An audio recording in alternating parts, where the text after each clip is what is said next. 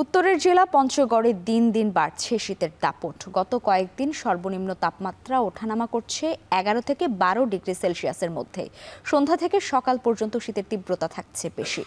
এ বিষয়ে আরও জানবো লুৎফর রহমানের কাছ থেকে। লুৎফর, শুভ সকাল আপনাকে। পঞ্চগড়ের শীতের তীব্রতা কেমন দেখছেন, আর এখন তাপমাত্রার কি পরিস্থিতি?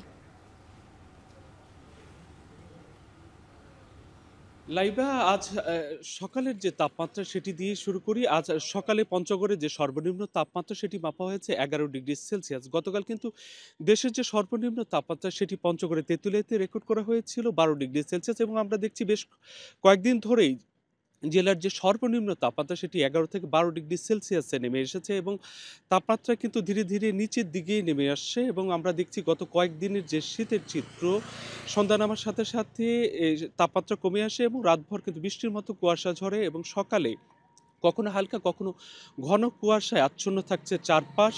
এবং তবে সকালেই কিন্তু সূর্যের দেখা মিলে, এবং তারপরেই কিন্তু তাপমাত্রা খানিকটা বাড়তে থাকে, এবং দিনের শেষ বেলায় গিয়ে তাপমাত্রা সর্বোচ্চ তাপমাত্রা সেটি কিন্তু 26 থেকে 27 ডিগ্রি সেলসিয়াসে গিয়ে দাঁড়ায়। এবং আমরা আবহাওয়া অফিসের সাথে কথা বলেছি, তারা আমাদেরকে জানিয়েছেন যে তাপমাত্রা কিন্তু সামনে আরও কমে আসবে, এবং যে শীতের তীব্রতা সেটি কিন্তু আরও বাড়বে। এবং শীতের এই তীব্রতা বাড়ায় পঞ্চগড়ে যারা খেটে খাওয়া মানুষ, নিম্ন আয়ের মানুষ রয়েছেন, তারা কিন্তু দুর্ভোগে পড়েছেন। আমরা বিশেষ করে পঞ্চগড়ের নদীর বালু পাথর শ্রমিকদের কথা বলতে চাই, যারা নদীর এই বরফের মতো ঠান্ডা পানিতে নেমে তারা বালি এবং পাথর উত্তোলন করতে থাকেন, তারা সবচেয়ে কষ্ট পড়েন।